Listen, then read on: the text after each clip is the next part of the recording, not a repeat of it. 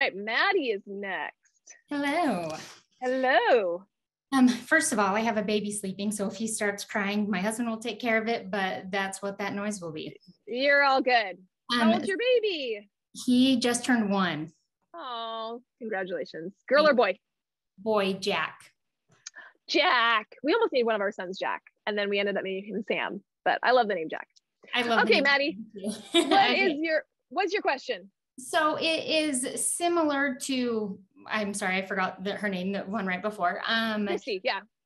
But I guess it's a little bit more of like working through the reverse process.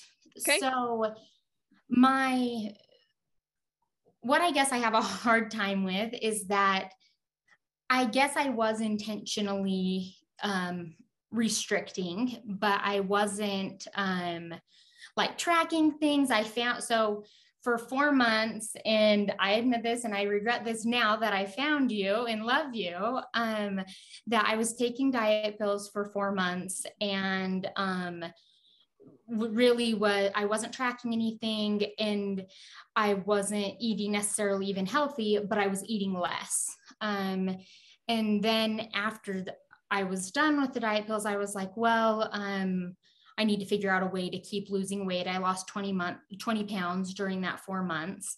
And that ended about 3 months ago.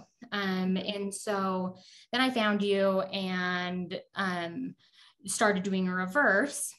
Mm-hmm.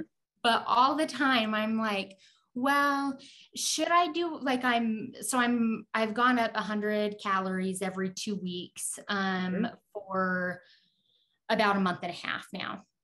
Okay. And I have a really hard time not being like, well, I've been doing that and I really have been going over my calories and I'm staying the same. And so should I do a cut now? And I have a hard time with this thought that I need to maintain for that full 4 months that Mm-hmm. I was restricting. Mm-hmm. Okay, this is great. This is such a good question. Such a good question. Because if you have not gone through a reverse, you will at some point, and this question always comes up because we don't really like to hear this idea of like, okay, I can buy into the reverse, but this whole like I have to maintain here at a weight that I'm uncomfortable at a body I'm Right. uncomfortable at, like our brain always goes to like cut. Like that's what you've been told your whole life. Eat less calories. Just eat less Right. calories, Maddie. Just eat less calories. And Right. so a little bit of this is like just reprogramming some of that programming that you've been taught for your whole life. Of like the solution to all of your problems is to just eat less calories. Right. Okay. So I think it's helpful. There's a couple things that I want to like do some teaching on, and then we're going to do some coaching on this. But I think there's a couple things that are really helpful for those who are in this situation to understand.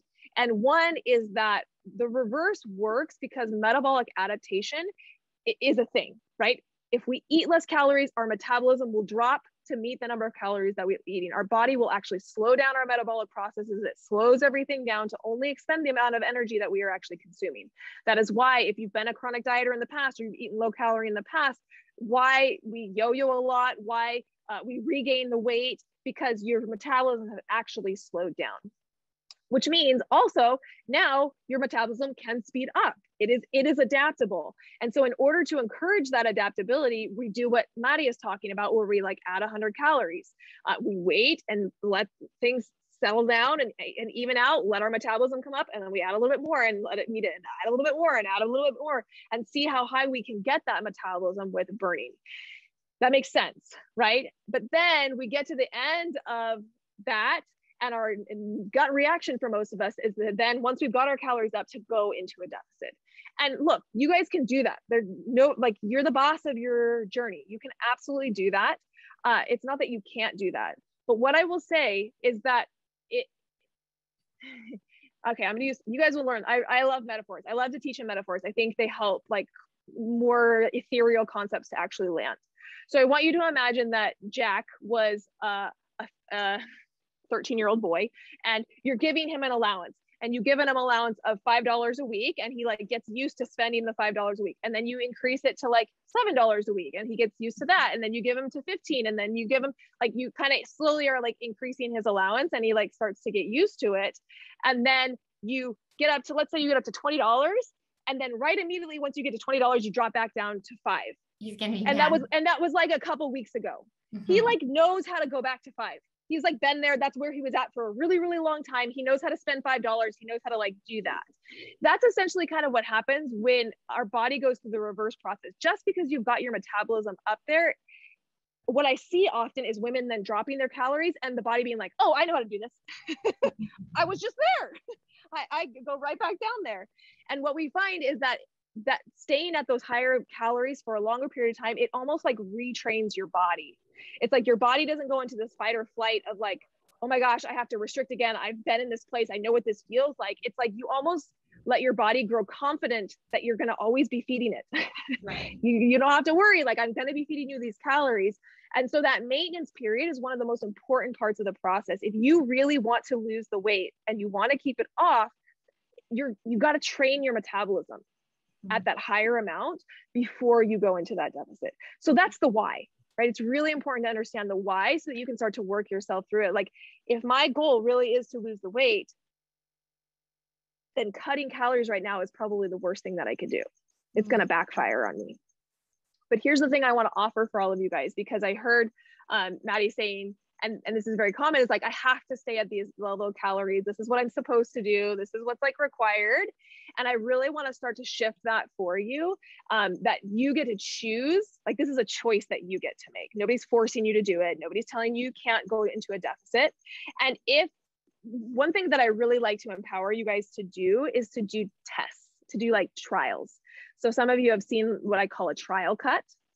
So if you're one of those people who you're like, yeah, I'm hearing what you're saying, Amber, I don't know if I believe it. I don't know if I like trust everything that you're saying. What you can do is you can test it out. So Madi, if you get up to what is ever your maintenance and you are like dead set on starting a cut, you can go into a deficit at that point and give it 2 weeks.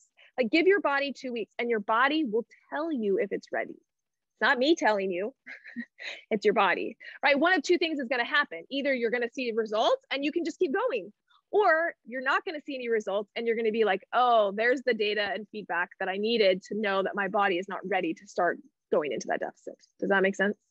Yeah, it does. Okay. Okay. What questions do you have? I guess kind of working past like those mental blocks, because all the time I say to my husband, like, maybe I should do a cut, and he's like, no, remember, Amber says to be a macro scientist. Oh, I like your husband already. What's your husband's name? Brent. I like Brent. Brent and I are like this. Okay, so what comes up for you? Let's work through some of those. Yeah, so I've enjoyed this process, like counting macros. I feel very strong. I feel really empowered. But every once in a while I start feeling like I'm putting in effort and I'm not seeing the scale go down. And I've never done that. Like because I know how to lose weight. Like, I know how to do the effort, but I also know how to gain it back. And so I understand that this is different. But it's working through that and I have to remember to keep my blinders on, because people around me are losing weight and I'm like, oh, but that's so fun. And so it's just remembering that this is a process. Yeah. You know, what's really fun is losing weight really fast. And you know, what really sucks is regaining it back really fast. Okay. So how many of you guys listening have had the same experience where, like, we have members say this all the time. My friend is doing keto and she just lost like 20 pounds in a month. Or like, my sister is doing like so-and-so diet and like, she looks amazing. And there's that like feeling of like, well, like, I should just go do what they're doing. Right. But we have to keep that long-term perspective, because you're right, Madi, you are really good at losing weight. A lot of people here are really good at losing weight, and they're also really good at regaining it. And that's not like you were not attracted to this program because that's what I was offering. Right. You were attracted to this program because you're like, I want this to be the last time. Like, I want to like learn how to do it differently so that I don't have that back and forth, so that I can actually have that transformation from the inside out. So it actually is permanent. That's what we want. And so it is a different process to get there. It's a different process. It looks different. This is where I talk about that attachment of like, your goal is to set the what and then release the how it's going to look. Mm-hmm. This trajectory looks a little different than you thought it was going to look. It doesn't mean you're in the wrong place. Doesn't mean you're on the wrong path. It simply means that the path is different than you've been on before. And guess what? It has to be. Because if you're on the same path as what you did before, you're going to get to the same place that you've gotten before. And we don't want to go there anymore. Exactly. Okay. So what I want to really encourage you, and I love that you have like a supportive spouse. I think that makes all of the difference. Is that you are going to have to start. It's going to be normal for those fears to start to creep up. Okay. It's going to be normal. You have that programming that's like, I just need to go into a deficit. Like this would all just be solved if I just like cut my calories. Right. That's going to come up. It's not bad if that comes up. That's totally normal. That's conditioning. What you've been told for a long time. It's what you thought for a long time. But it's going to be your job as the macro scientist. It's going to be Brent's job to support you through this, to then get out of that fear and walk through this logically. No. I know. I want this to be permanent. I want this to last. Like I'm doing this differently because what I've done in the past hasn't worked. Right. Okay. I'm choosing this. I'm choosing this process. I'm choosing to do it this way. I'm choosing to trust. Right? This is your work to walk through this. I'm going to give you a homework assignment. Okay. Your homework assignment is to go and to write with a pen, not on a typewriter, not on a computer, not in your notes on your phone, but actually write on a piece of paper all of the reasons why you are doing the reverse. Okay. I want you to list them. I want you to like just go through. This is why I'm doing this. This is the big picture. This is what I'm doing and why I'm doing it. And then I want you to have that a place that you can refer to it. Okay. So when those things come up, and the sooner that you do this, the better. Like I would really challenge you to do it like after this coaching call, before you get in your head again. So write this down, and then I want you to revisit it. When those feelings start to come up, go and remind yourself of your why. Go remind yourself of why you're doing this, why this is the important, why this is going to be different, so that you can like get yourself off a ledge when you get onto that ledge. Okay. Yeah, okay. That's super helpful. Thank you. Okay. What is the thing that you're taking away from this? What's the biggest thing for you? That this is the body that I'll always have, and it's not effective to lose weight really quickly and gain it all back. Like that just puts me in the same place I've always been in. This is different. Yep. And we're going to be working on becoming, just like we talked about before, becoming that new version of Madi. And that's why you hear me say it over and over again. And it sounds cliche. I know it sounds super cliche, where I talk about transformation from the inside out. Most of us are trying to do outside in transformation. We try to change our outside with hopes that it will change our inside. I want to get a 6-pack so that I'm more confident. I want to lose 40 pounds so then I will love myself. I want to, like, we try to change the external body in order to change how we feel inside, and it doesn't work, or it works for a while. And so it's backwards. We work on the inside stuff first, and that we step into that version of ourselves. We change the way that we look at the world. We change the way that we're talking to ourselves. We change the beliefs that we have. And when we do that, that creates new actions and it creates new results. And that is what creates that transformation. It's a slower process. I hope none of you like came into this process thinking that like, oh, this is the girl who just like loses 40 pounds in the next 8 weeks. Like, hopefully none of you guys got that vibe from me. That's not the vibe that I'm like trying to give off. It's going to be slow, but my promise is to you that it's going to be permanent, because when you change from the inside out, you don't go back there. Just like we talked about. Who do we talk to first? We talked to Amanda. Remember when I talked about her house of cards? And how she doesn't actually have a house of cards. She has a house of 6, and we're working on building the house of bricks. Right. That's what the transformation from the inside out is you step into that new version of yourself. And so then you don't lose the progress that you've made. That's where you're going. Okay. You're going to write it down.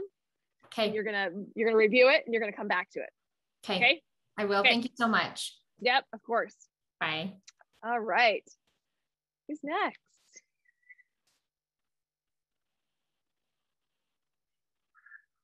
Let's see. Yeah. So good. The ladies who have come on so far have just been amazing. Would you guys agree? Are you guys learning something? Are you guys getting your questions answered that you have written down? Are things coming up for you? Yes. Good. Awesome.